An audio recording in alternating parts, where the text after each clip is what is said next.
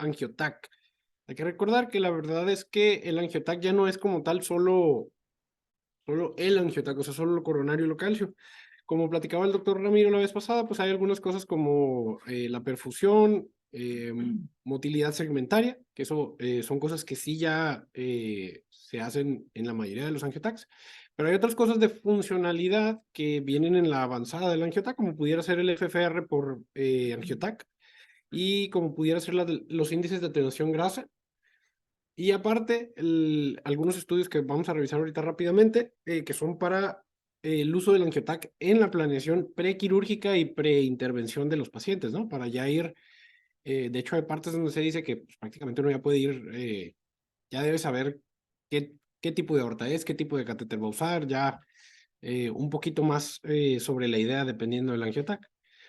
Aquí esto es un metaanálisis de esta medida, el FFR, el flujo de reserva coronario calculado por angiotac y la perfusión por angiotac comparado contra el gold estándar del FFR invasivo. Entonces, si nosotros vemos, aquí creo yo que los más importantes les puse la sensibilidad y la especificidad por paciente. Entonces, vemos que tiene una sensibilidad arriba de 0.9 y una especificidad, pues, aceptable, creo yo, alta, eh, para que uno desde el angiotac pueda saber cómo van a ser los flujos de reserva de ese paciente, tanto preintervención, y de hecho ya hay modelos que hacen a través de lo que ellos llaman deep learning, o sea, son bases de datos grandes con las que hacen modelos de predicción, para que uno sepa desde previo al procedimiento cómo va a quedar esa lesión después de tratamiento.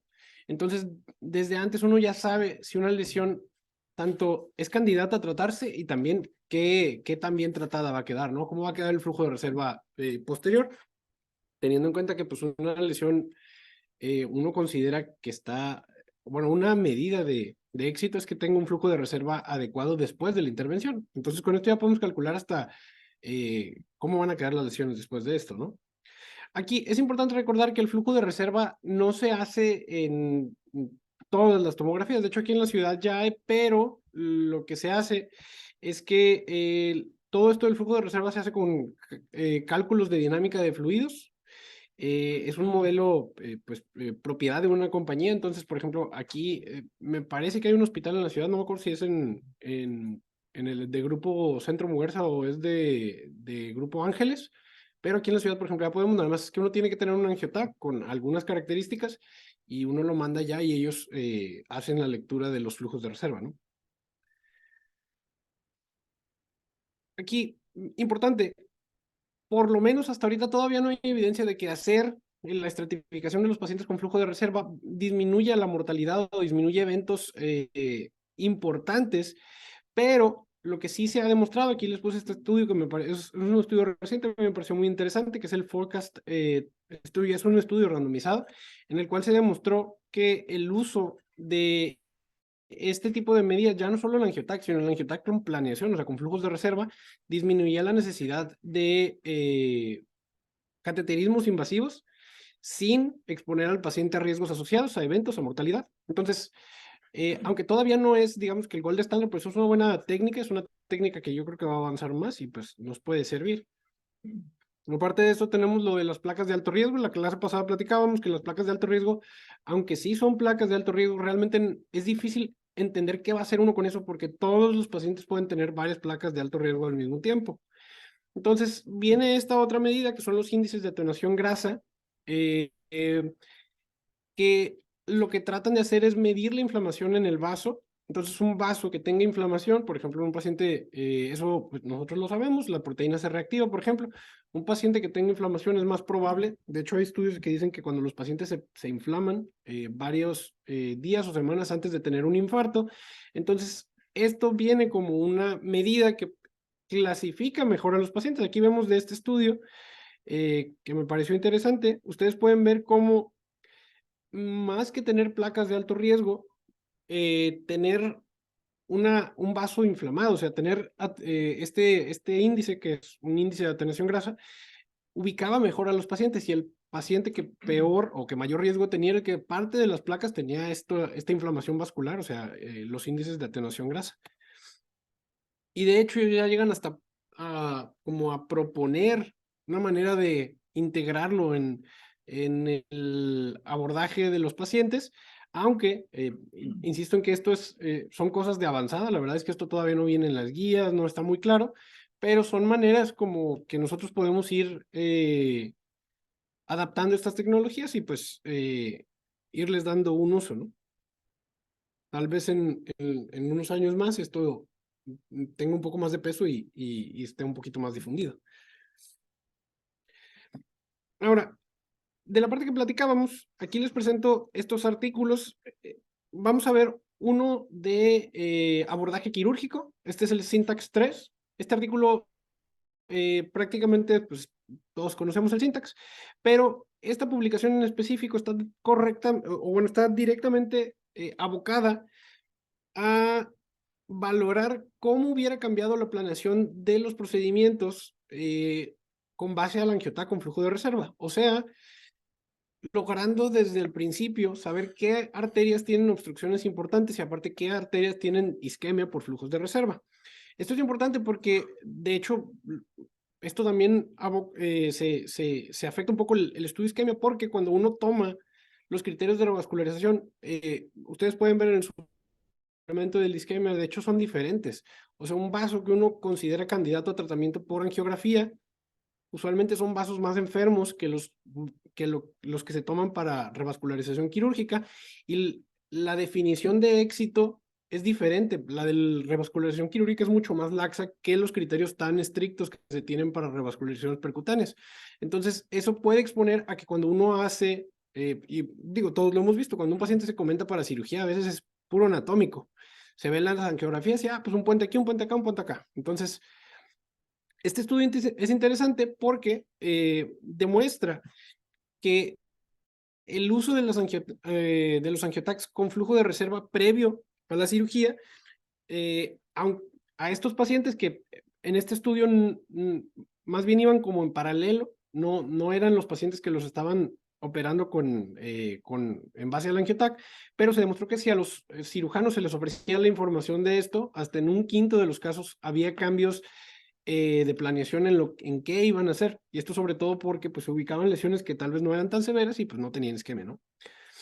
Y actualmente está corriendo un estudio que este sí ya es directamente, ahora sí que sí afecta al paciente del estudio, que se llama Fast Track CABG. Se supone que ese estudio termina este año y la publicación debe estar a finales de este año o del próximo. Aquí está todavía registrado en Clinical Trials. Y del angiotac con flujos de reserva para angiografías, vemos este estudio que es el P3. Este estudio, lo que se hizo igual, son muy parecidos en ese aspecto, porque como son técnicas de avanzada, realmente todavía no hay mucha información directamente aplicada a los pacientes, son más como viendo la seguridad de todo esto. En este trabajo lo que ellos hacían era, eh, previo al procedimiento, hacer los cálculos del flujo de reserva con el angiotac y también después del procedimiento para ver cómo quedaban, y se vio que tenían unos agreements muy altos con el flujo de reserva invasivo, y sobre todo se veía que muy pocos pacientes no hubieran sido candidatos a tratamiento por el angiotac y sí por el invasivo. O sea, tenía una buena seguridad, era poco probable que te diera un falso negativo. En algunas otras partes de intervención coronaria vemos este estudio muy interesante que se publicó hace año y medio. Este estudio, aquí podemos ver una imagen de lo que ellos estaban haciendo, que es por el angiotac, ver características de un vaso en bifurcación, sobre todo de pues, la placa proximal, la placa distal y el side branch, dependiendo del ángulo y de las, digamos que la parte del vaso que estuviera afectado, para calcular la entrada, para ver cómo iba a ser el desplazamiento. Y con una base de datos importante, ellos hicieron cálculos de riesgo para hacer un modelo de predicción con el angiotac de bifurcaciones, para saber cuál era el riesgo de que esa bifurcación se obstruyera o se complicara al tratar el vaso principal. Entonces, ellos encontraron esto que es el CT Bifurcation Score, que tiene unas características de riesgo. Es una placa calcificada proximal, una placa de baja atenuación en el vaso principal o en el side branch, una placa distal de más de 50% y un índice de áreas del vaso principal al vaso lateral, al side branch, de 4.3.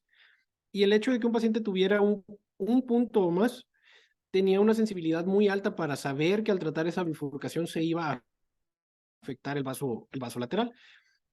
Entonces vemos aquí estas curvas que, si bien uno dije, bueno, eso tal vez es interesante, pero no es tan importante, pero lo que me pareció más interesante a mí es que este puntaje por el Angiotac era mejor que las clasificaciones de Medina y por el puntaje Resolve para identificar qué vasos se iban a afectar al tratar el vaso principal. Les puse yo aquí abajo en una cajita el valor predictivo negativo. Entonces, como varias cosas en Angiotac, para lo que más servía era para detectar qué vasos laterales se pueden tratar sin preocupación de que se vayan a afectar. ¿Sí? Tal vez los positivos, mientras más características tengan, pues es más probable. Tal vez el CT te puede dar un riesgo de que sí se afecte y durante el procedimiento no, pero sobre todo para saber desde el Angiotac qué bifurcaciones se pueden tratar sin riesgo, ¿no? Ahora, vamos a ver por nombre algunos de los estudios importantes. Aquí no me voy a detener muchos, nada más para que vean los títulos y los hallazgos más importantes. El estudio PROMISE, este es un estudio importante que viene en las guías, este es con más de 10,000 pacientes. Estos son pacientes estables en abordaje de dolor torácico de manera ambulatoria, pacientes de riesgo intermedio. Estos pacientes tenían un riesgo Diamond Forrester de más de 50%, la verdad es que son de riesgo intermedio hasta alto, se pudiera decir, en el que no se vio que hubiera diferencia y podemos ver las curvas están prácticamente casadas durante todo el camino. Y se encontró que más pacientes en el brazo de Angiotac eran derivados a angiografía, que había menos cateterismo sin enfermedad obstructiva y que había más pacientes revascularizados en el grupo de angiotomografía, sobre todo inicialmente. Los pacientes con manejo estándar a veces se revascularizaban, pero un poquito más tarde. Igual, sin aumento en desenlaces adversos. Después se publica este subanálisis de ese mismo estudio en el que se ve que el uso del Angiotac para el abordaje de dolor torácico tiene un sobrecosto, pues yo, o sea, sí es un sobrecosto que existe, pero no es un sobrecosto impositivo, por así decirlo, de $500 a 3 años. La verdad es que es poco, considerando lo que se está abordando. Más adelante viene este estudio que es el Scott Hart, que se publicó en el 2018. Yo creo que ese ya todos ya estábamos en formación cuando este estudio salió. El estudio Scott Hart fue hecho en el Sistema de Salud Nacional de Escocia. Entonces se incluyeron todos los pacientes que fueron referidos a una clínica de cardiología ambulatoria por abordaje de dolor torácico. Se les dio un seguimiento a 5 años. Estos pacientes también eran de riesgo intermedio, pero eran un poco más bajo que los pacientes del estudio PROMISE. Y en este estudio se encontró que no había diferencia en la necesidad de cateterismo invasivo, no había diferencia en la necesidad de revascularización por intervención, y en este grupo en particular había una diferencia en el desenlace compuesto primario, o sea, era más seguro estudiarlos por angiotomografía, pero esto era, aquí yo les pongo estas curvas Kaplan-Meier para que ustedes pues vean, prácticamente la diferencia era totalmente otorgada por infartos no letales. El abordaje de pacientes con angiotomografía disminuía el riesgo de los pacientes de tener infartos no letales, no los demás miembros del componente pues realmente no variaban tanto, ¿no?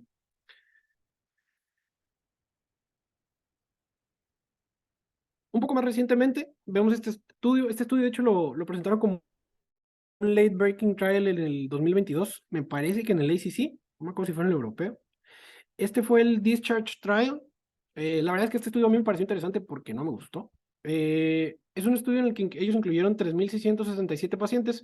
Es un estudio que se hizo en Europa, pero sobre todo es un estudio que refleja mucho cómo han cambiado las prácticas en estos últimos años. Entonces, lo que ellos hacían es los pacientes que se referían a un tercer nivel a hacerse una geografía, ellos no controlaban mucho quién lo pedía y por qué lo pedía. Ahí los aleatorizaban y les decían, ok, a ti te voy a abordar pues, con lo que me pidieron, te voy a hacer tu angiografía y al otro lo voy a abordar con Angiotac. Entonces, lo que ellos encontraron es que no había superioridad al usar Angiotac contra invasiva, que había un menor desenlace compuesto a cargo el desenlace compuesto ahí tenía angiografías sin enfermedad, o sea, un desenlace era hacer una angiografía que no tuviera enfermedad obstructiva, entonces obviamente los de Angiotac les hacían menos angiografías con enfermedad obstructiva. Y algo muy interesante de aquí, que creo que esa es la lección más importante de ese estudio, porque de hecho ellos mismos en la discusión hablan mucho de eso, de que ellos no controlan, pero que esa es la realidad, que por fuera pues hay muchos pacientes con riesgo intermedio, que como ha ido cambiando esto, pues se les pide angiografía, aunque ya se sabe que esos pacientes tal vez no son tan candidatos a angiografía, ¿no? Digo que a mí me gustaba porque mientras lo estaba leyendo, pues me parecía que eso no es lo que normalmente hacemos nosotros. Riesgo intermedio primero se va a estratificación. Entonces, lo más interesante es que ese tipo de pacientes, hasta el 50% iban a tener coronarias limpias en la angiografía. Entonces, esa es la importancia de que en este grupo se pueda utilizar, ¿no? Pero ese artículo está ahí un poquito extraño. De hecho, recibió un poco de crítica cuando se publicó. Ahora, vamos a hablar de los estudios que son para pacientes con dolor agudo. Aquí está, este es el estudio ROMICAT-2. El ROMICAT-1 y el ROMICAT-2 son los primeros que, digamos, que pusieron pie firme con esto. Es abordaje de dolor torácico en sala de urgencias. Aquí vemos más de 1000 pacientes que se presentaron a urgencias, que no tenían infarto, que estaban en las guías que ustedes recuerdan, viene el grupo intermedio, que son pacientes que uno no está eh, seguro para mandarlos a casa con la probabilidad de que menos de 1% de que tengan un desenlace de 30 días, que esa es la definición. De hecho, esa definición ustedes la van a encontrar en los estudios de troponinas, de todas estas escalas de riesgo, que el, el que usamos aquí usualmente, el hardcore, todos esos. Entonces, lo que se encontró es que el uso de angiotomografía en este tipo de pacientes tenía un menor tiempo de diagnóstico, menor tiempo a egreso, que tenía un mayor uso de radiación asociada y que una mayor proporción de pacientes llegaban a angiografía, esto pues porque se les encontraba enfermedad obstructiva asociada, ¿no?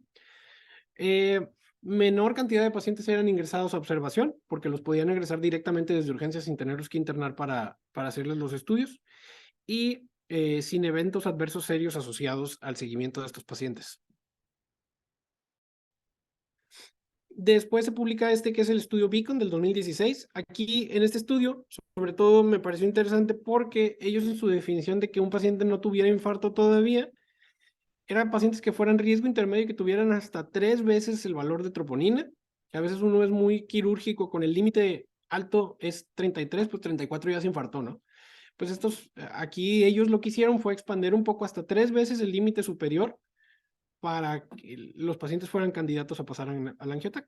Y lo que se encontró es que solo 5% de los pacientes tenían obstrucciones que uno definiría como severas, o sea, de más del 70%, que el 50% tenían tomografías limpias, por así decirlo. No hubo diferencia en el tiempo de estancia y un costo asociado un poco menor. La verdad es que esto de costos es muy dependiente de qué es lo que se incluye en el cálculo de costos. Entonces, por eso hay estudios que van en una dirección y en la otra. Y por último, este estudio que fue publicado en el 2018. En este estudio también se incluyeron 400 pacientes de riesgo intermedio, en el cual solo menos de 30% ameritaban abordaje, o sea, eran riesgo bajo. Y estos pacientes, la parte interesante que tienen es que al cumplir la categoría de que ocupaban un poco más de abordaje, se les ofrecía la aleatorización, que era irse en Angiotac directamente. Si el Angiotac está limpio, pues los pacientes se podían dar de alta, o irse a ecoestrés. Ellos hicieron ahí una intervención que nosotros normalmente, pues uno sabe que al pedir un ecoestrés se va a tardar algo. No, esos no se hacen allí en urgencias al lado de la cama del paciente. Ellos en su aleatorización, los estudios rápidamente se hacían. Entonces, que a mí me pareció que eso es interesante, pero pues realmente no es aplicable porque en nuestro mundo real, pues así no se hacen los ecoestrés. Entonces, ellos encontraron que el uso de ecoestrés aceleraba los egresos desde urgencias, que un mayor porcentaje se podía egresar desde la sala de urgencias y que el uso de angiotac tenía un mayor uso de recursos, pero sin diferencia en los eventos como cateterismo invasivo, infartos, revascularizaciones. Entonces, aunque esto es un poco en la dirección de que estos estudios son un poco equiparables, nos van a dar respuestas parecidas, pues ahí tomar a reserva eso, que la verdad es que no en muchos lados se puede hacer un ecoestrés en menos de 3 horas, ¿no? Vemos aquí las curvas de cómo los pacientes progresaban y sorprendente, pero esas curvas son de tiempo, o sea, es el porcentaje de pacientes que pudieron ser egresados en menos de 10 horas, ¿no? Aquí vemos la tabla de desenlace, la verdad es que son muy parecidos. Ahora, en eventos agudos, el Angiotac también tiene su parte en eventos agudos. Aquí vemos un subanálisis del estudio Verdict. Hay que recordar, el estudio Verdict es el que demostró que los infartos sin elevación sí se pueden revascularizar en menos de 24 horas. Entonces, en este subanálisis, que es interesante, podemos ver aquí arriba el flujo de cómo eran incluidos los pacientes. Todos los pacientes fueron revascularizados y en un segundo orden, sin un poquito cegado para todos, se aleatorizaban a hacerles o no angiotac. Y de manera secundaria, ellos veían si esta aleatorización pudo haber evitado que los pacientes fueran sometidos a riesgos asociados a las angiografías. Entonces, lo que se encontró es que en infartos sin elevación, que no tuvieran características de riesgo, el uso de angiotomografía, perdón, de tomografía computarizada, tenía un valor predictivo importante por una sensibilidad alta para encontrar enfermedad obstructiva de más de 50% en un vaso, y solo el 0.3% de los pacientes tenían un falso negativo, o sea, que finalmente sí se confirmaba que tuvieran enfermedad en la angiografía, y ellos hacían hincapié en que ninguno de los pacientes tuvo un desenlace adverso, o bueno, hubiera tenido un desenlace adverso siguiendo lo que les trataba de decir el angiotac. Entonces aquí podemos ver el rendimiento diagnóstico que tenía en pacientes en infarto sin elevación para encontrar enfermedad obstructiva significativa. Y la verdad es que son valores diagnósticos, es un rendimiento diagnóstico alto.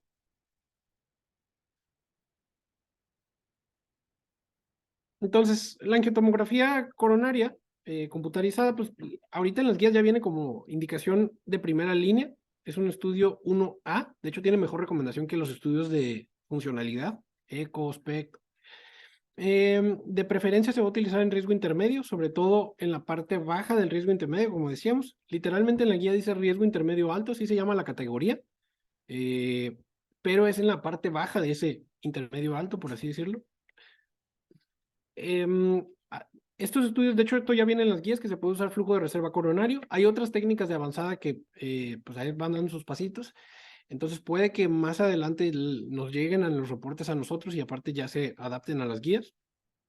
Las características de alto riesgo que vienen en las guías todavía para la tomografía son tener una obstrucción del tronco de más de 50% o de alguno de los vasos principales de más de 70%, sobre todo que tenga enfermedad en los 3 vasos. Y en algunos casos, por ejemplo, una falla cardíaca en un paciente joven que nunca ha tenido angina, que a alguno al estratificarlo, dices tú, pues el paciente tiene riesgo bajo. La verdad es que en ese tipo de pacientes, o por ejemplo, pacientes que van a entrar a cirugía cardíaca jóvenes, pues la verdad uno puede con una certeza alta decir ese paciente no tiene enfermedad obstructiva con un angiotac, sobre todo en riesgo bajo. Bien. Vamos a pasar a la angiografía por resonancia. De las demás técnicas vamos a hablar un poquito más rápido. La verdad es que tomografía es la más importante del tema, por así decirlo. Bueno, de la angiografía por resonancia, pues es una técnica compleja. Estamos hablando de que el paciente son adquisiciones largas. El paciente tiene que hacer múltiples apneas y el sistema tiene que estarse como recalibrando para mantener la imagen patente del vaso.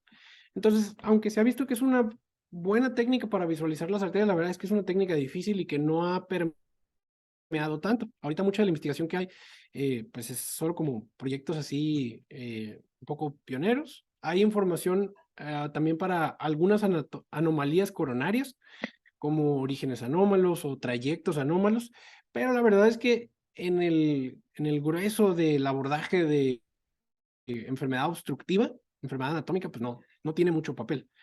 Ahora, su rendimiento diagnóstico es un poco más bajo, sobre todo a costa de especificidad. La resonancia tiene el beneficio de que no tiene tanto artefacto por el calcio y que se permite de mejor manera la caracterización de las placas en la resonancia. Pero, pues la verdad es que ahorita prácticamente no hay mucha mención de angioresonancia en las guías porque, insisto, no es una técnica así muy, muy utilizada.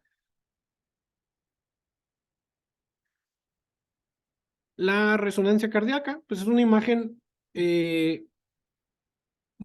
muy importante ahora porque es una imagen que tiene mucha resolución espacial y temporal.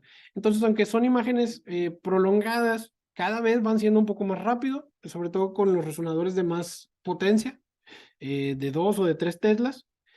Y aparte es una muy buena imagen porque permite un alto contraste sanguíneo tisular, entonces nos permite muy bien definir las cavidades, los volúmenes, la estructura, nos permite, de hecho, la resonancia es la técnica que le está peleando un poquito, porque es muy buena para ver edema, para ver fibrosis, se dice que se puede llegar a ver un poco como tisular, entonces, a veces se antoja para que sea como la técnica que termine de hacer la fusión entre lo funcional y lo anatómico, ¿no? Como les decía, pues prácticamente es el gold estándar para los tamaños de cavidades y volúmenes. En teoría, es independiente del usuario.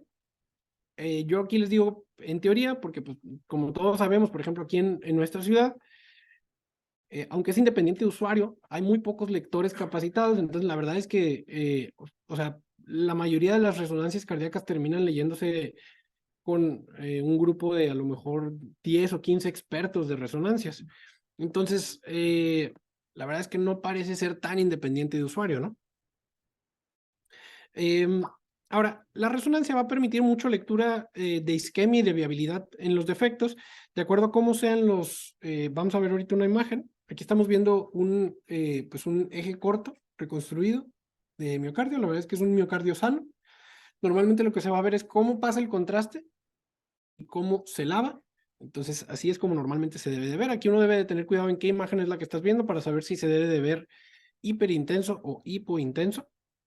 Y para las imágenes de isquemia y de viabilidad, normalmente se puede hacer con dobutamina, pero no se acostumbra.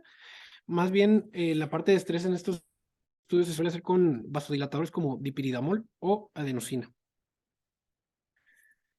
Entonces, durante el primer paso, que es la vasodilatación importante, se van a detectar sitios que son hipointensos, o sea que no está pasando el contraste. Eso nos habla de que hay un defecto perfusorio. Aquí hay que recordar que eso está pasando por la vasodilatación y por el robo coronario que se da, suponiendo que hay una lesión importante. Si no hay una lesión importante, el vaso debe de tener capacidad de manejar esa vasodilatación y de no hacer hipoperfusión. Entonces, ese es el concepto de por qué hacen defectos en la vasodilatación. En reposo, algunos sitios van a presentar realce tardío. Eso uno los va a interpretar como sitios que tienen fibrosis o cicatrización.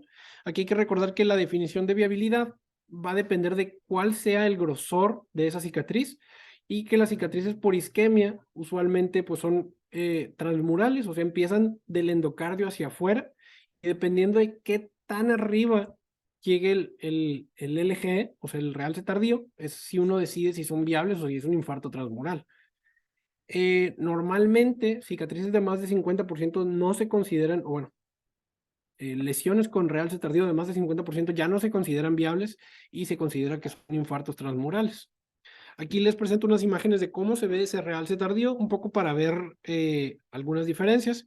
Tiene mucho que ver el patrón de realce tardío, la verdad es que sí es importante que lo aprendamos a ver, pero no es tan sencillo, es algo en lo que sí se tiene que capacitar uno, sobre todo porque son combinaciones de imágenes, o sea, bueno, tiene realce aquí, pero en el T2 se ve así, en el T1 se ve así, tiene edema, no tiene edema, tiene fibrosis, no tiene fibrosis, entonces no es tan sencillo, la verdad. Y aquí nosotros debemos de considerar, por ejemplo, la imagen de la A, que está arriba a la izquierda, es como normalmente se ven en las lesiones isquémicas, son del endocardio hacia afuera. Aparte de esto, pues lo que les decía, vamos a ver cavidades, vamos a ver, de hecho, como ustedes bien saben, la resonancia es como casi el gold estándar para ver si un paciente tiene trombos intracavitarios. Aquí es importante recordar, pues si tuviese un trombo, pues no se debería estresar. Lo que les comentaba de viabilidad, es bien importante recordar que la definición de viabilidad depende del porcentaje de fibrosis que ese terreno va haciendo en el continuum de isquemia. Entonces, los mejores estudios son los que tengan más capacidad de detectar esa fibrosis con más sensibilidad. Actualmente se considera que el más específico es el ecoestrés, y el más sensible, que es el que mejor detecta esa fibrosis, son la medicina nuclear. Pero la verdad es que ese papel está cambiando porque la resonancia es comparable y tiene valores diagnósticos muy altos para detectar estas lesiones y para predecir eh, si van a responder a tratamiento, ¿no? Aquí yo les puse unas imágenes para que vean el grosor de las cicatrices y cómo uno decide si son viables o no. Algo que platicábamos con un R1 hace poco, pues va a estar contraindicada en pacientes que tengan lesión renal o que tengan un filtrado de menos de 30. Esto sobre todo por el uso de fibrosis sistémica nefrogénica asociada al gadolinio. Esta es una complicación infrecuente, pero terrorífica. Entonces, aunque sabemos que no pasa, pues es una complicación importante y viene en toda la literatura de resonancia contrastada. Y actualmente tiene el mismo nivel de recomendación que el ecoestrés, el SPECT y la resonancia. Aquí yo les ponía este estudio, que es el CMARC 2, que valoró tres brazos: uso de resonancia, uso de SPECT y uso de tratamiento estándar según Inglaterra. Y lo que vio es que pues, prácticamente no hay diferencia entre ninguno de los tres. Entonces, el estudio CMARC 2 es parte importante de por qué en las guías vienen como comparables todos los estudios, ¿no? Prácticamente a los pacientes les va igual, independientemente de cuál se les ofrezca. Ahora, en PET, pues el PET es una imagen gamagráfica avanzada. El PET está derivado un poquito del SPECT, que lo vamos a ver ahorita un poquito más adelante. Como se habrán dado cuenta, pues ya todas estas técnicas son funcionales, no anatómicas. Eh, el PET va a servir mucho en la evaluación de perfusión, metabolismo e, eh, e inervación del tejido. Va a tener una alta sensibilidad y resolución de contraste, o sea, es mejor que el SPECT, pero en la literatura dice que es suficiente y uno entiende eso porque cuando ves las imágenes del PET y del espectro, es fácil identificar que las imágenes son mejores en la resonancia, ¿no? Entonces permite que lo leas, pero no son tan buenas. Y por ejemplo, el PET funcional, que nos da medidas de cavidades y que nos da perfusión. Aquí yo les puse esta imagen porque me gustó mucho cómo hacen la reconstrucción de la perfusión abajo. Nos da las vistas del corazón para que uno ubique cuáles son los territorios que están hipoperfundidos, que en teoría esto es para como complementar un poco la parte anatómica y que uno decida si una lesión sí está dando la isquemia del territorio que yo considero que es, para hacer un poquito la unión entre anatomía y funcionalidad. Y aparte, el PET nos permite hacer en este mapa polar, que en ese sentido trabaja parecido al ecoestrés, con los mapas polares de 17 segmentos, uno puede hacer la categorización de los segmentos y con eso defines cuáles son los que tienen trastornos en la motilidad, y aparte con esto puedes hacer índices que se ha demostrado que sí tienen impacto en el desenlace del paciente. Un paciente que tenga peores defectos con más extensos, pues le va a ir peor, ¿no? Y aparte, el PET típicamente es el estudio que se considera como gold estándar para metabolismo. Esto sobre todo es cuando uno valorara viabilidad con glucosa marcada, ¿no? Normalmente los trazadores que más se utilizan son oxígeno, nitrógeno y rubidio. Esto lo platicábamos en la clase con el doctor Esparza. Me parece que aquí para el PET se utiliza, parece que es con glucosa, ¿no? ¿O con qué era? El PET lo puedes hacer con 82 rubidio para ver si hay integridad en el sitio, lo puedes hacer con 18 de glucosa. Sí, creo que es con glucosa, no estoy seguro, pero bueno. Creo que es con glucosa. Esto sobre todo es importante porque lo que sí estoy seguro es que el rubidio y el oxígeno me parece que no se pueden conseguir aquí en México porque se ocupa un aparato que se llama colisionador. Entonces, esos dos me parece que no están disponibles aquí en Monterrey. Normalmente lo que se va a hacer en estos estudios es que son imágenes separadas. Para el PET, como son trazadores de vida un poco más corta, se pueden hacer durante el mismo día. De hecho, se dice que se pueden hacer hasta en 30 minutos. Normalmente se hace la imagen del estrés, se deja descansar para que pase el lavado de la sustancia y después se hace la imagen de reposo. Esta imagen de referencia es importante porque es con lo que se determinan digamos que los defectos segmentarios. Y aparte, esta imagen de referencia puede ser tanto SPECT como CT, o sea, tomografía, que es con lo que se hacen las imágenes híbridas. La parte del estrés normalmente como en todos los estudios de estrés, mientras se pueda hacer ejercicio, se prefiere que hagan ejercicio. Normalmente, si no pueden hacer ejercicio, en este caso se prefiere que sea vasodilatación. Aquí nosotros en medicina nuclear los hacemos normalmente con ejercicio y en segundo orden, si no se puede, es con dipiridamol, con vasodilatación. Bien importante, en los estudios tanto SPECT como PET puede haber defectos todos los conocemos, puede reportar, que uno tiene que tener mucho cuidado con eso, puede reportar zonas de isquemia en la pared inferior, que esto es por artefactos que se pueden hacer con el diafragma y con las vísceras abdominales, y también puede reportar defectos septales o anteroseptales, esto sobre todo en pacientes que tengan bloqueo de rama, que tengan hipertrofia septal importante o que tengan un dispositivo de marcapasos. Entonces es algo que uno tiene que tener en mente antes de pedirle los estudios para saber qué hacer cuando nos reporten eso, ¿no? Y normalmente se considera, pues el PET es un poco más nuevo, se considera que es mejor que el SPECT. Vemos aquí su rendimiento diagnóstico, que la verdad es bueno, es alto. Como todas estas tecnologías, pues no es perfecto, no es 100%, pero es alto. Sus mismas indicaciones van a ser para riesgo intermedio, estudios funcionales. Como es un estudio un poco más nuevo, tiene un poco menos de evidencia que el SPECT. Y bien importante, algo que siempre nosotros comentamos, pues los pacientes que tengan anomalías, o sea, obviamente uno no debe pedir, o bueno, debes de tener tus reservas de qué esperas de un estudio que depende del electrocardiograma en un paciente que tenga bloqueo de rama, ¿no? Este tipo de estudios son buenos para pacientes que sí tienen bloqueo de rama, pero más bien es porque no dependen tanto del bloqueo de rama, es porque finalmente lo que tú vas a ver es la captación del radiotrazador y la redistribución. Sabiendo lo que acabo de comentar, que un paciente que tenga un bloqueo de rama importante puede llegar a tener algunas diferencias entre el septo y la lateral, que es asociado al bloqueo de rama, ¿no? Pero es útil en estos pacientes. Sobre todo considerando, pues estos pacientes tal vez no son buenos pacientes para una prueba de esfuerzo normal, o tal vez una prueba de esfuerzo en ejercicio, pues la parte del electro se va a perder completamente, ¿no?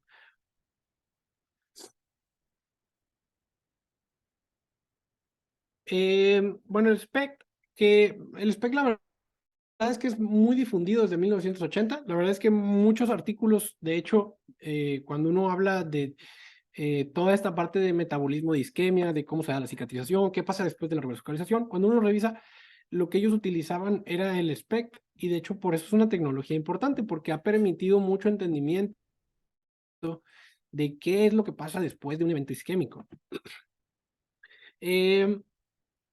Lo que va a pasar aquí con el SPECT es que se van a producir imágenes regionales con la captación del trazador. Aquí podemos ver esta imagen, que de hecho es la que venía en el examen. Normalmente lo que va a pasar es que el paciente va a hacer el estrés. En el estrés máximo, cuando el paciente ya llegó, el estrés máximo, pues es como en todos lados, son más de 5 minutos, tiene que llegar al 85% de su frecuencia o hasta que se fatigue. Cuando ya llegamos al máximo estrés, se le va a dar el radiotrazador 1 a 2 minutos entrado en el estrés máximo, que uno tiene que tener cuidado con eso para no administrar el radiotrazador antes. Se toman las imágenes de estrés, el paciente pasa a reposar y después se toman las de reposo, dependiendo si es tecnesio o talio. Va a cambiar cómo se hace la adquisición de imágenes en reposo. Hay algunos centros donde es en el mismo día, pero se tiene que esperar 4 a 6 horas y el radiotrazador de la segunda administración se tiene que administrar 4 a 6 veces la dosis. De eso hay algoritmos de cómo calcular esa dosis.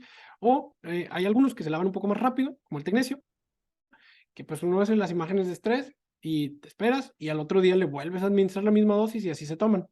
Es el mismo día, o sea, lo administras, el paciente hace el estrés, el paciente se va a comer y regresa en la tarde para hacer el reposo, por el metabolismo que tiene,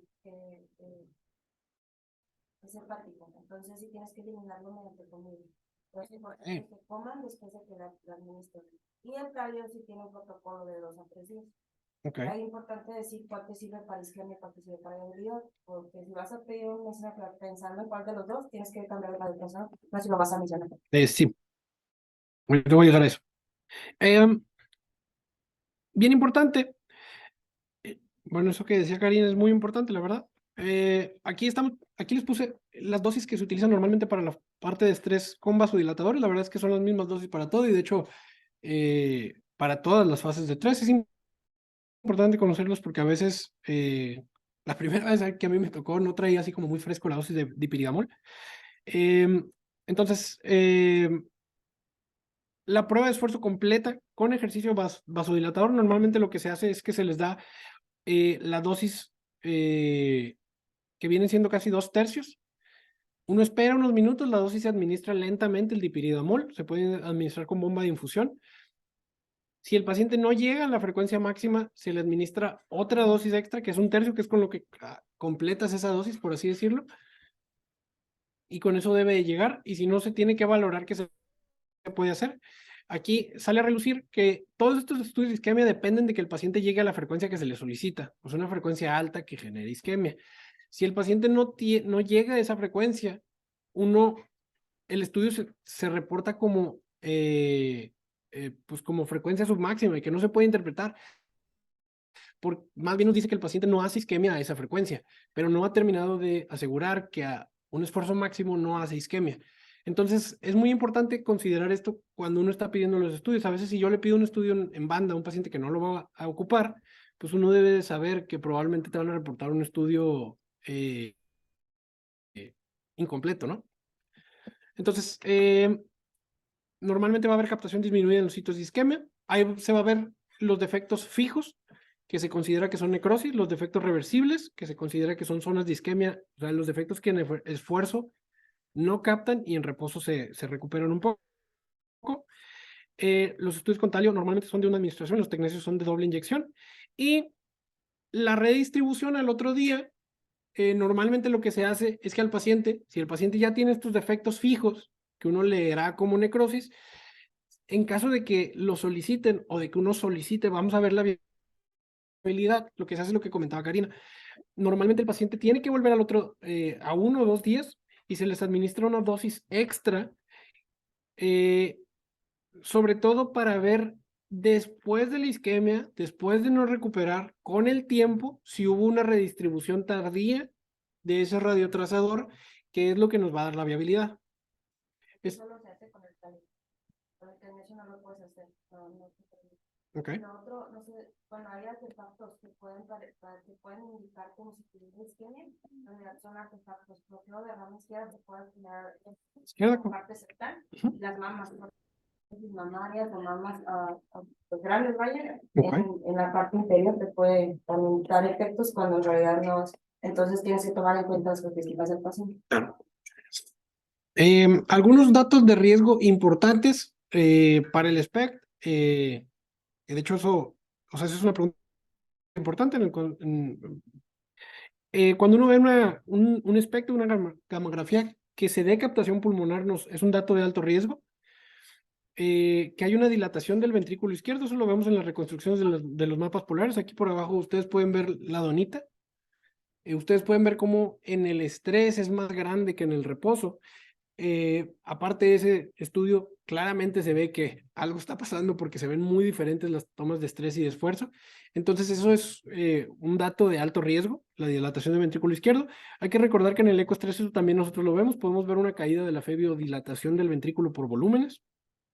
Y otra característica que uno debe de tener en mente, tal vez no de riesgo, pero tener en mente, es la isquemia balanceada, que como el PET y el SPECT tienen que construir su punto cero para hacer las tinciones. El punto cero, acuérdense que es la captación del tejido sano en reposo.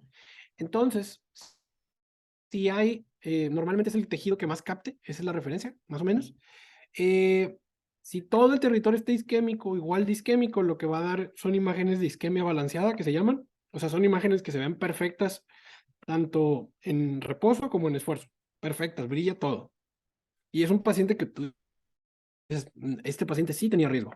Entonces uno debe tener la cautela, es un paciente que a lo mejor no acabó la prueba, uno debe tener en mente que puede ser por isquemia balanceada y eso más bien lo que quiere decir es que en todos lados tiene isquemia severa, ¿no? Trivascular probablemente, exacto. Ahora, ecocardiografía estrés. Pues es el método más usado dentro de esta categoría de estudios funcionales de riesgo intermedio. Aquí en nuestro centro la verdad es que es el que más hacemos. Entonces voy a ir muy rápido con esto. Aquí si acaso nada más ver el mapa, el mapa de 17 segmentos, que es muy importante tenerlo, la categorización normal, hipoquinesia, aquinesia y disquinesia. Con esto es con lo que se van a valorar las respuestas al estrés. Y valorar que aunque normalmente ese es el mapa clásico de qué territorios irrigan por qué arteria, puede haber variación anatómica y uno debe de tenerlo en mente. Ese es el punto de la imagen híbrida que se desea, ¿no? Aquí vemos un estudio pues normal prácticamente. Vean cómo empezó y cómo el esfuerzo tiene movilidad aumentada en todos los segmentos. Ahora, el ecoestrés va a tener la fortaleza de que permite la detección de isquemia a unas dosis, permite también valorar viabilidad con la respuesta bifásica clásicamente y tejido cicatrizado. Tejido cicatrizado es el territorio equinético que no contrae más. Normalmente vamos a tener la respuesta normal, o sea, los segmentos normales se contraen más, la isquemia reversible, los segmentos normales se contraen menos, la necrosis o la cicatriz no se contrae por nada, y la viabilidad, que son territorios que a dosis bajas pueden primero contraerse más y al progresar más el estudio, o sea, al aumentar la dosis de isquemia, se caen. Entonces tienen esto que se llama respuesta bifásica. Dentro de los estresores se va a preferir ejercicio siempre que sea posible. Las dosis de dobutamina son 5, 10, 20, 40. Se puede dar asistencia con maniobras de contrapresión o con atropina al final del estudio para llegar a la frecuencia máxima. La elección del estresor siempre va a radicar en el paciente. Mientras el paciente tolere y se pueda, pues se prefiere ejercicio, pero debe de ser el ejercicio adecuado para el paciente porque si no, el estudio no se puede interpretar. Y esto, muy importante, sensibilidades y especificidades muy altas, de 85 y 85 prácticamente, para la detección de enfermedad funcional que genere isquemia. Y lo que platicábamos en la clase pasada, que tener un estudio normal nos da un riesgo muy bajo de eventos al seguimiento de varios años. Tener un ecoestrés nos da un warranty period de 1 año de que ese paciente pues, por ahí no va a ser, ¿no? También nos va a permitir la valoración de viabilidad. Aquí podemos ver el desempeño de varios estudios para predecir la enfermedad obstructiva coronaria significativa. Aquí me gustaría que vieran que las sensibilidades, pues, la más alta es la del angiotac, como hemos platicado mucho, pero las especificidades, dependiendo, puede ser el ecoestrés. Es una medida que o sea, si me dice que sí tiene el probablemente sí tenga isquemia, ¿ok? Es una técnica compleja, la verdad, muy dependiente del operador. Entonces, pues, la verdad es que eso lo hacen los ecocardiografistas entrenados, ¿verdad? Y sobre todo tener en cuenta que depende mucho de la imagen que uno obtenga. Si uno no tiene una buena imagen basal, pues menos vas a poder leer el estrés. Yo no sé si ustedes han tenido la oportunidad de aquí ir con los fellows a practicar, a hacer unos. La verdad es que se ve sencillo, pero tiene su maña. Tienes que ser muy bueno para adquirir las imágenes en reposo para poder comparar y en el estrés tienes 30, 40 segundos y el paciente ya desaceleró. O sea, tienes que conseguir las imágenes rápido. Bueno, la imagen híbrida pues es como que el sueño que todos quisiéramos, ¿no? Es la combinación de estos estudios. La verdad es que ahorita todavía no está tan difundido y aunque las guías ya dicen que uno debe de hacer el casamiento un poquito entre funcional y anatómico, los pacientes que por un lado tengan obstrucción, pues tú debes de ver, bueno, tiene obstrucción, pero tiene isquemia. Normalmente eso hay muchas publicaciones que eso no se hace. Normalmente si un paciente tú ya le encontraste una obstrucción severa en el angiotac, pues ya no te vas a lo funcional, ya la tiene y te vas directamente en angiografía. Eso, aunque las guías no lo dicen así, o sea, eso se sabe que es la conducta normal en el mundo normal, ¿no? No estarle haciendo tantos estudios a los pacientes. Aquí vemos un estudio de imagen híbrida. Les puse los rendimientos diagnósticos porque era lo que más me interesaba que viéramos ahorita. Ustedes pueden ver cómo la unión de un estudio funcional con un estudio anatómico nos da la sensibilidad y especificidad más alta porque nos permite eso, tanto descartar a los que no tienen obstrucción como asegurar que ese síntoma sí es isquemia. Entonces, por eso es que la unión de estas dos técnicas pues da un mayor rendimiento. Aquí lo que estamos, esto casamiento de las técnicas, pero normalmente son reconstrucciones que se hacen. Normalmente uno en la consulta eso es lo que hace, imagen híbrida, pero lo haces como que en tu mente. No estás seguro de que el segmento que tiene isquemia sea el que irrigue esa arteria anatómica, ¿no? Entonces, ya hay modelos de reconstrucción que lo que van a hacer es como unir esas dos cosas para asegurar que la isquemia llega por esa anatomía. Ya para salir, pues viabilidad miocárdica. Viabilidad se refiere a miocardio disfuncional. Yo aquí les pongo este artículo por si lo quieren ver, está muy interesante para mis compañeros sobre todo. Vibración y aturdimiento son parte del continuum de isquemia. Entonces, normalmente, aquí les puse cómo se ven las imágenes características de viabilidad en cada una de las imágenes. Normalmente lo que pasa es que un territorio con una isquemia aguda está aturdido.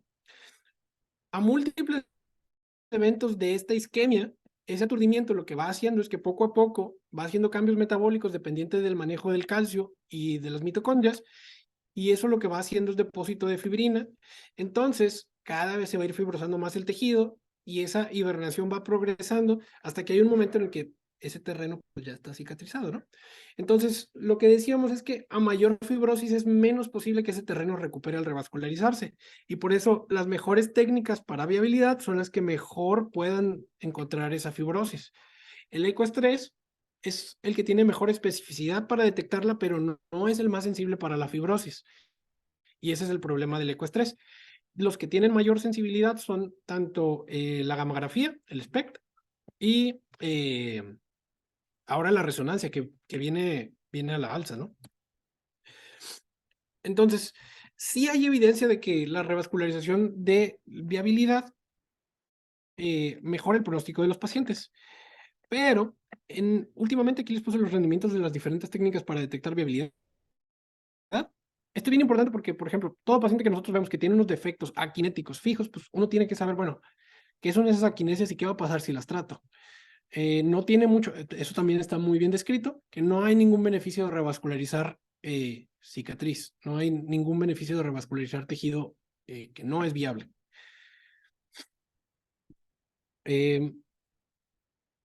Normalmente en el ecoestrés lo que se va a ver es para viabilidad es la respuesta bifásica.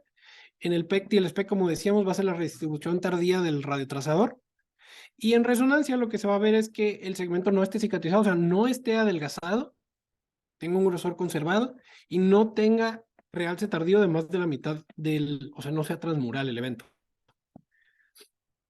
Ahora, el papel de la viabilidad, pues es importante, ¿cómo vamos a decidir cómo se manejan? Esto es lo que platicábamos la vez pasada con el doctor Mujica. Los hallazgos en los estudios randomizados han sido un poquito heterogéneos. Mucho hemos escuchado todos que no, es que el Stitch demostró que no tiene caso buscar la viabilidad, pero el Stitch, para empezar el Stitch, el hallazgo positivo que encontró, no lo encontró en su primera publicación a los 5 años, lo encontró a los 10 años. A los 10 años después de la revascularización, cuando el Stitch demostró que así mejoraba el pronóstico de los pacientes. Y segundo, ellos solo hicieron viabilidad a un porcentaje de sus pacientes, que es más o menos como del 50 y tantos %. Entonces, ellos con una P de 0.09 encontraron que la viabilidad no servía, pero ellos no hicieron viabilidad a todos los pacientes. Y una P de 0.09 quiere decir que si hubieran metido 30 pacientes más de cada lado, probablemente se hubieran encontrado esa viabilidad. Entonces es un problema grande cuando uno lee así, como que solo, y te vas por todos lados. No, la viabilidad no sirve. Bueno, según el alfa y el beta, la viabilidad no sirve. Entonces uno tiene que tener sus reservas en función de la N del estudio. Hay otro estudio publicado, estas son las curvas Kaplan-Meier del Stitch viabilidad, y ahí yo creo que todos podemos ver cómo las curvas sí van separadas. Si ese estudio, yo sé que es difícil meter pacientes de ese tipo, el Stitch, por eso es un estudio histórico, es difícil conseguir 600 pacientes FEVI35 a CABACH, pero ustedes pueden ver cómo las curvas sí van separadas y cómo nunca se han tratado de juntar, o sea, esa separación es consistente, que es algo que se llama el riesgo el efecto de riesgos proporcionales. O sea, parece que hay algo ahí que las curvas las ha ido separando constantemente. Entonces uno tiene que tener eso en reserva. Y tenemos este otro estudio que es el PAR-2, que encontró que revascularizar a pacientes con viabilidad por gamografía tenían mejores desenlaces compuestos. El PAR-2 también tiene sus asegúnes. El PAR-2 en su primera publicación, ellos con una P limítrofe dijeron que no se encontró diferencia, y ellos al hacer una revisión un poquito más profunda, vieron que algunos pacientes que sí habían tenido viabilidad, habían tenido eventos antes de llegar al tratamiento, y a unos pacientes que sí se les había ofrecido tratamiento no habían aceptado el tratamiento. Entonces lo que hicieron fue excluir a esos pacientes y crearon ellos algo que se llama el ADHERE, o sea, ¿me hiciste caso o no? Que a los pacientes que sí tenían viabilidad y que siguieron la recomendación de revascularizarse, les iba mejor que a los pacientes que no se habían revascularizado. Entonces ellos encuentran que la viabilidad sí tiene un impacto en el desenlace de los pacientes. Este es un estudio pequeño y este impacto estaba sobre todo llevado a costa de internamientos e infartos, no tanto de mortalidad. Después de esto, pues viene el estudio isquemia, que yo creo que todos lo conocemos ya, pero tal vez nos hace falta conocerlo un poquito más a profundidad. El isquemia, hay muchas editoriales que critican parte de lo que hace, sin quitar que el isquemia también va a ser un estudio histórico. Es el estudio más grande de su tipo. Y la verdad es que yo no me imagino la cantidad de recursos que se ocupan para hacer ese tipo de estudios.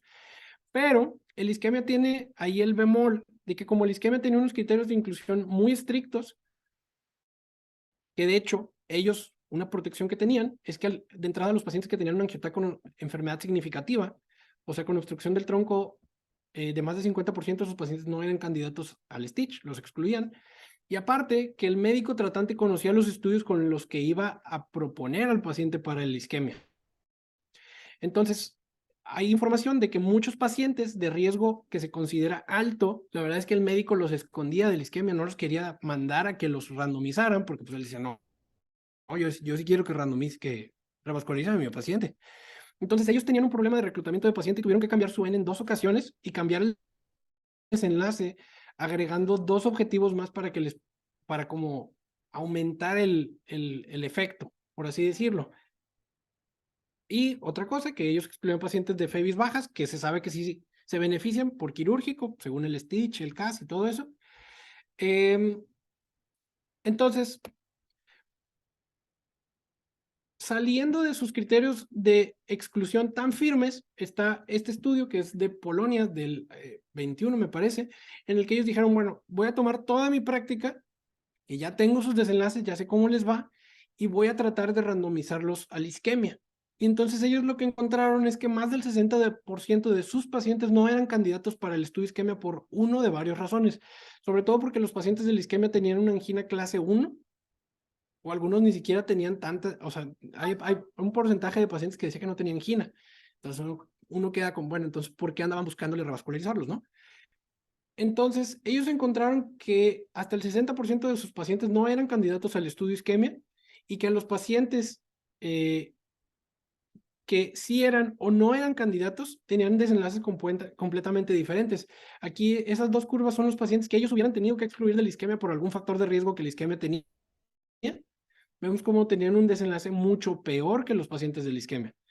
Entonces, yo no quiero que piensen que yo digo que revascularizan a todos, pero sí que tengan mucho cuidado con cómo traduce uno lo que lee, porque me voy a escuchar un poco cantinflesco, pero un estudio solo responde la pregunta que va a responder. Uno debe tener mucho cuidado con para qué fue diseñado, cómo hicieron el cálculo y cómo voy a traducir yo eso a mis pacientes. La verdad es que yo sí tengo mis reservas con todas esas líneas de editoriales que han salido que la revascularización ya no existe desde el isquemia. Pues no dice eso el estudio, la verdad. Aquí yo me puse a jugar un poquito con números para que ustedes entendieran un poco lo que yo les estoy diciendo. Aquí estamos haciendo un cálculo. Ellos decían que iba a haber una tasa de desenlaces del 20% y que iba a haber una reducción relativa del 18%. Entonces, si tú tomases esos puntos que ellos dicen, te da esa N, 2846. Ellos en su segundo cambio, ellos hacían un enunciado, dicen, pero como estábamos reclutando lento, hicimos un cambio, entonces en vez de 20% lo bajamos a 14%, pero ellos no te dicen qué tanto les cambió la N. Ahí ustedes pueden ver cómo la N cambia diametralmente si tú pasas de 20% de eventos basales a 14%. Y ellos no hablan tanto de eso, de cómo afectó su N, cómo lo tomaron. ¿Ok? Entonces, después de eso, uno ve sus curvas y dices, bueno, entonces revascularizar no sirve para nada. Si tú tomases los porcentajes de mortalidad que hubo en los dos grupos, aquí vemos la B, arriba a la derecha, y tú dije, bueno, ¿cuántos pacientes ocupo para demostrar que esas curvas sí son significativas, no? porque de hecho en los cursos de investigación te dicen que tú puedes demostrar todo lo que quieras si tienes la N adecuada, lo que tú quieras, solo ocupas la N. Entonces, si yo quisiera demostrar que revascularizar sí mejora mortalidad, ¿cuántos pacientes ocuparía? Ustedes van a ver que es una P no muy lejana, por eso me dio esa duda. Uno ocuparía 2.899 por brazo, el isquemia tiene 2.500. Les faltaron 300 pacientes para llegar a esa P. Y entonces ahorita no estaremos hablando de todo esto, estaremos hablando de que mejora mortalidad revascularizarlos. Eso también es una según, yo no estoy seguro, pero insisto, el estudio solo responde lo que responde, lo demás no. Y la otra cosa es lo que decía ahorita, el Stitch es a 10 años. Ellos, de hecho, ahorita ya están haciendo los seguimientos de estos pacientes y ya anunciaron que el año que entra van a sacar una publicación del Ischemia Extended y pues yo me imagino que les van a hacer seguimiento a 10, 15, 20 años, ¿no? Entonces, insisto, yo no les estoy diciendo que revascularicen a todo, más bien que sean un poco cautos en todo esto que está cambiando a una velocidad, pues, eh, como torbellino, ¿no? Y tener un poco de cuidado en a quién sí y a quién no le vamos a ofrecer, que es el punto principal. Disminuir riesgos y aumentar beneficios. Y por último, el RIVAD que se publicó el año pasado, de ese no voy a decir mucho, solo son 200 pacientes, es una N muy pequeña, es prácticamente un tercio del Stitch, entonces la verdad es que es un seguimiento corto, es una N pequeña, igual hay muchas editoriales que han criticado un poco cómo, qué tanto se está como tratando de absorber los hallazgos de este estudio, pero pues nada, falta tiempo y mejor evidencia, a ver qué pasa. Y pues esa sería la conclusión. No sé si alguno de los maestros tenga algún comentario, me gustaría escucharlos.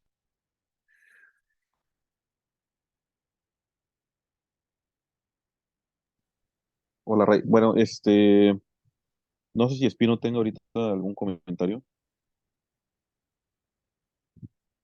Bueno, así rapidito porque pues ya estamos sobre tiempo del doctor Baena, pues básicamente es saber que antes de entrar en hemodinamia hay que, si el paciente lo permite, vaya en el contexto que es un paciente estable, pues hay que primero catalogarle el riesgo cardiovascular que tiene antes de empezar a pedir el estudio, ¿no? Si hay a pacientes asintomáticos, va a decir, le estás pidiendo angiotax, pues alguno te va a salir positivo, ¿no? Pero no significa que amerite revascularización, etcétera. Y hay que ser muy cautos con eso nada más. Y la recomendación fuera del angiotax, pues bueno, sería lo que mejor manejen en tu centro, ¿no? Que ese es algo de las claves, básicamente. Y lo último que mencionas, pues sí, sí hay que ser un poquito cautos en cómo adoptamos esta nueva evidencia porque casi casi te estoy diciendo, bueno, pues la revascularización percutánea déjala para el agudo, pero como tú dices, pues bueno, son o estudios pequeños o que les falta tiempo, que apenas llevan 2 años y que bueno, el Stitch a los 10 años ya está demostrando cambios, eh, no me acuerdo cuál era el estudio de los quirúrgicos, pero empezó a demostrar cambios a los 7 8 años también, entonces falta tiempo también, ¿no?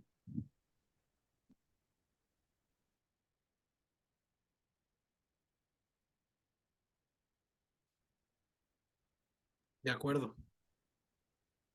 Bueno, pues yo creo que aquí, ya acabaste por completo así lo de estructural. Sí, lo estructural es un poco más pequeño, prácticamente es TAC para válvula órtica.